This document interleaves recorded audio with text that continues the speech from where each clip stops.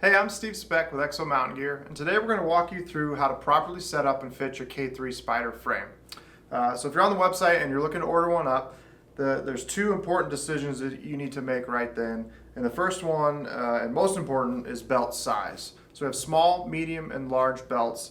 What we're trying to achieve there is to get a belt that properly fits and wraps around the front of your hip bones without being so big that when you put heavy weight in the pack, you can't get the belt tight enough, right? So when we got 100 pounds in the pack, there's a lot of weight being distributed down into your hips. We need the belt to get tight enough to hold that weight without being so big that it slides down, and also not being so small that you don't have enough padding there to provide comfort. So small, medium, and large. 29 to 33 is a small belt. 33 to 36 is a medium belt, and then 36, 37 on upwards into about 42, 43 is going to be your large belt. The second decision you got to make is what frame height do you want. So this is a short frame. To give you reference, I'm about 6 foot, 185 pounds. I prefer to run a short frame. I like the better head clearance, ducking under brush when I'm glassing uphill. My head isn't hitting the top of the frame as much. It just seems to be more comfortable for me while I'm out there in the field. And I get the benefit with the K3 Spyder frame is we've got the extension. So that 24-inch frame, once I kill something, I can then flip the extensions around, which we'll show you how to do later in this video, and make the frame 1.5 inches taller so that I've got a taller frame for a kind of more stable platform to haul out of there, as well as that taller frame is going to increase the angle of the load lifters, help kind of keep weight off my shoulders with those heavy loads. So our short frame is 24 to 25.5, and our tall frame is 1 inch taller. So it starts at 25 and flips around to 26.5 inches tall. I'd say as a general rule, if you're under 5'8", you're probably going to go with a short frame regardless. If you're over 6'3", you're probably definitely going to go with a tall frame. And maybe even potentially just have the extension set in the tall setting and leave it that way all the time. And then if you're kind of in between that 5'9", 6'2", just depends on your torso, right? So the top of my hip bones to the base of my shoulders, that's going to be a good, that's your torso. That wherever that lines up, so you could have short legs, long torso, or you could be 6'2" with really long legs, short torso. You're going to be kind of on that border between a short and a tall frame. We have a chart on the website you can kind of reference. Again, just keep in mind that if you look at that chart and you're in a gray area, do you prefer better head clearance and kind of mobility while you're hunting, or are you just all about ultimate heavy load weight performance? So we picked the belt, we picked the frame, pack shows up. The first thing that you're going to want to do is get the pack on and test the hip belt. So always make sure all the upper straps are loose, so everything that's attached to the shoulder harness. We kind of always start with all these straps loose. If they are, once you kind of have it set and you're out in the field, it's not like you have to do this every single time. The only time I'm kind of readjusting things is if I've done, say I went from hiking with 30 pounds, now all of a sudden I got 120, I'm hauling out. I'm cranking on straps a little bit tighter than I would, so when I go back to 30 pounds, then I want to make sure I'm loosening things up. So get the belt loose, and then we're just going to put it on. So the first thing you want to do, again, don't touch the harness at all. We're going straight to the belt. Your hips are what's going to take 80-90% of the weight of the pack. We want the belt centered on your hip bones. So find the top of your hip bones for me right here, and then the center of the belt. I'm going to kind of line that up, feel where that is, and then buckle the belt in. And so this is a medium belt, and I've actually got it in the extended setting right now. We ship it to you in the short setting, but this is how I run the pack right now. So medium belt, and you're going to get it, and you're going to take it and just cinch these as tight as you can, and you can see that I'm not actually maxing out the foam. If I was getting to where I couldn't max out the belt and get it really, really tight, and I was limited by the foam touching each other, then that'd be an indication that you need to get a smaller belt, or vice versa. If the foam's so far back as you're tightening that up, you need to get a larger belt. So you can either extend the belt out on the wings, which I'll show you how to do, or you ordered a medium, but you actually needed a large, contact us, we'll swap you out with a large belt. So to adjust the belt, it's best to kind of pull the lumbar pad out of the way, and you can see that there's two indicator lines right here. So the first set is where we normally ship it, and the second set is kind of the max adjustment you can do. So it's 1 inch each side, which gives you 2 inches of range. I'll go ahead and just move it in to show you what that looks like. Break that Velcro loose, then you kind of leave your hand in there. And there's Velcro on the inside as well. And I'm just going to slide that down until the line meets up. Stick it back down. And then I'll do the same thing on this side. Again, break the Velcro loose.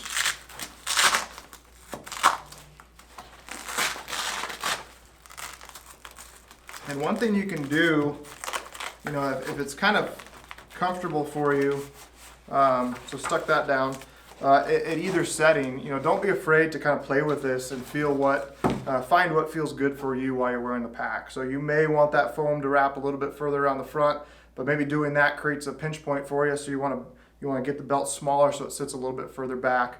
Everything we're doing here is kind of guidelines to get you started in the right direction, but feel free to play with things and find what works for you. So I've made the belt smaller just to show you how to do that. And then, so the next step is we want to see where the torso is setting. Right now I have it on the perfect setting for me, but I'm going to go ahead and extend this up to show you kind of what it looks like if the frame the shoulder harness is mounted too high. So you peel this Velcro up. There's a metal hook right here, and it's actually an open C on the back side. So I just take my finger, kind of push the webbing aside, and I can easily pop off that hook, and you can see that hook there. And I'm just going to go ahead and move this up 2 slots, so roughly 2 inches. And you can see everything I do when I'm designing our Exo packs is about simplicity and easy to use. Just a matter of 5 seconds there, and I've adjusted the torso setting. So this is something that, you know, feel free to play around with. If you're out there in the field and you feel like, I just got a little bit more weight on my shoulders, then I'd suggest raising the torso a little bit or making sure that you're not have these straps overly tight. So raise the torso up 2 inches. I'm going to show you what that looks like. Again, always start. These are all loose. Straight to the hip belt. It's the first thing we're doing. Get that on. Get it snug. And so now I'm going to go to the harness, and you can see how much gap there is back here. Even if I loosen up all the straps, I can't really get rid of that space, that gap back there. And that's, to me, an indicator. So you can just put this on, look in a mirror, or have somebody take a photo of you. And if you see this gap on the back of your shoulder blade, that's an indicator that you're too high. So I've done that. I see that it's too high. I said, okay, I'm going to try moving it down to, obviously I know for me that works. And you do have, within these, there's bar tacks in here. They're spaced out every inch. You do not need to be at the top necessarily or the bottom. You can slide the hook kind of anywhere you want in between there. It's important to note that the hook does no load bearing at all. It's simply there so when I go to pick the pack up off the ground, the Velcro is not just peeling off. When I'm wearing the pack, the Velcro is taking the shear of this. So the hook is just kind of a safety so the Velcro doesn't separate off there when you're picking it up and off the ground.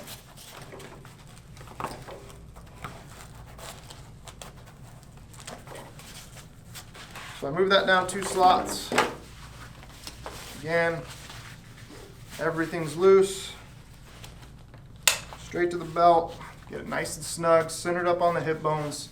We want, as a side note, if you want to think about, we want the belt on the center of your hip bones so we're transferring into your skeleton, right? If a lot of guys tend to wear a pack down low where their pants are, and then the pack is actually sitting on the top of their butt muscles and your glutes, and it's going to cause a lot of fatigue over the course of a day. You're going to get sore back there, and it's also, since it's pulling on your muscles and pushing on your muscles, you're just going to get kind of beat up. We want to be on that skeleton and let your skeleton take, 80-90% of the weight that's in the pack. So harness is loose.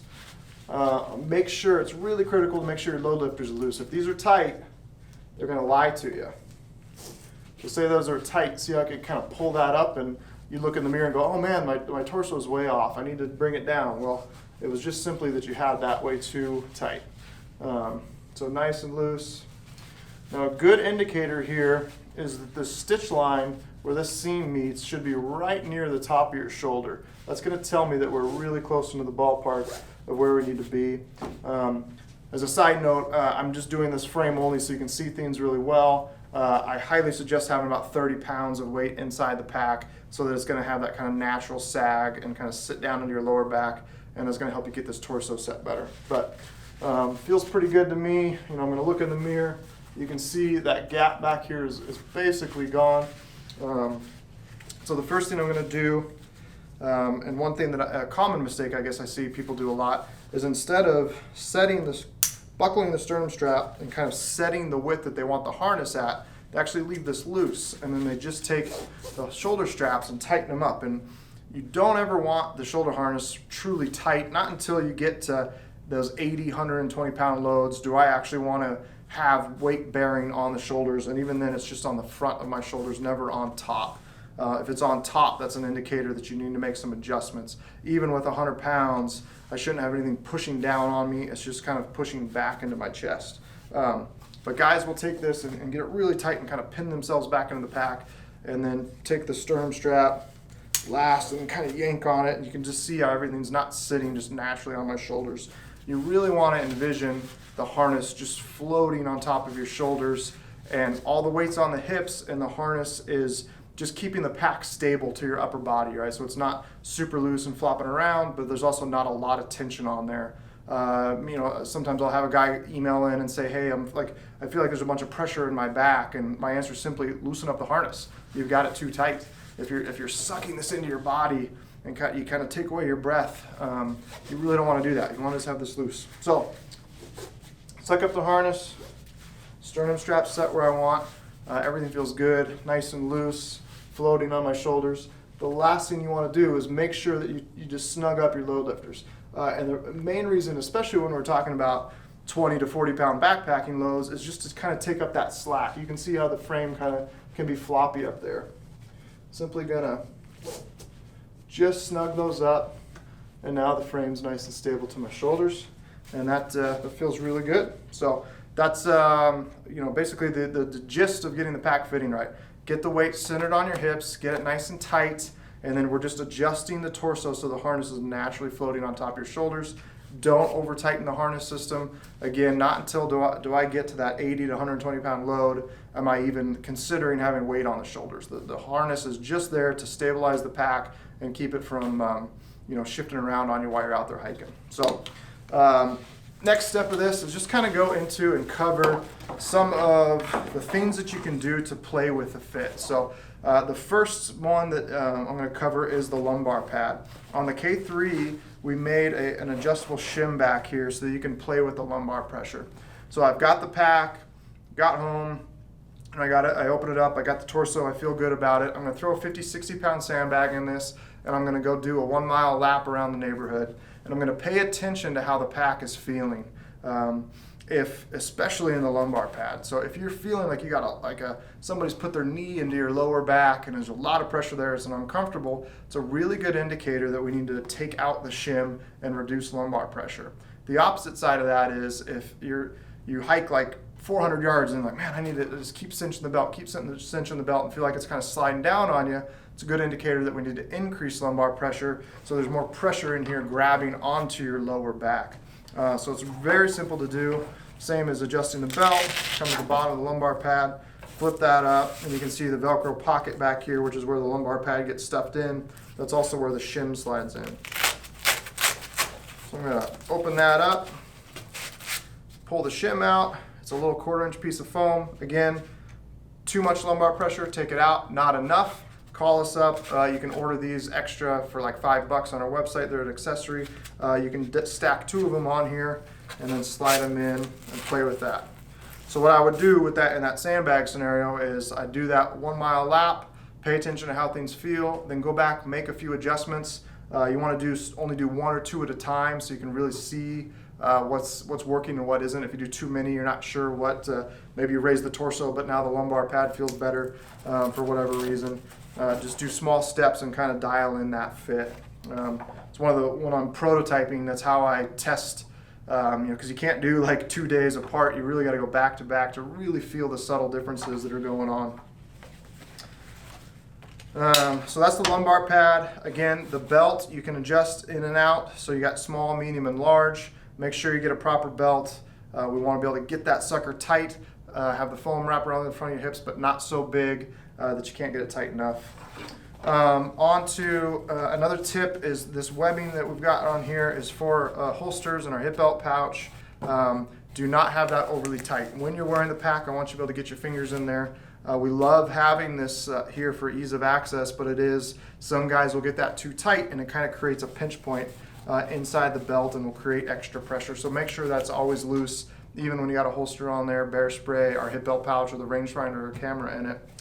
So the last thing I want to cover is adjusting the frame extensions. So when you're out there in the field, you've killed something, you've been hunting with the shorter frame and you want to make it taller for better load hauling, you've got the bag detached already. You're going to come right here to the bottom of the frame, peel that Velcro up, slide the frame off, and you'll see the extensions inside here and how you simply just flip them around to make it taller. So we're going to reinsert in the tall setting, slide those in, just pull snugly on that, tighten it down, and now I've made the frame 1.5 inches taller. It's going to give you better load hauling performance on the way out. Again, taller, more stable platform. Also, we're increasing the angle of the load lifters to help keep weight off the shoulders. The only thing once you've done that is you need to then go and adjust the torso down 1 inch. We essentially move the whole frame upper in this harness up 1.5 inches. I actually prefer to move this down 1 inch. So we've actually effectively increased your torso 1/2 inch. That's going to give you, when you're out there and you've got that 80 to 120 pound load, no matter what, you're fighting a lot of gravity there. The pack's just going to sit 1/2 inch, 3/4 inch lower on your body. So we just raised the torso up about 1/2 inch to kind of offset that. It's going to feel nice and comfy for you on the way out. If you got any more questions, just let us know. You can email us at support@exomountaingear.com or check us out on our website at www.exomountaingear.com.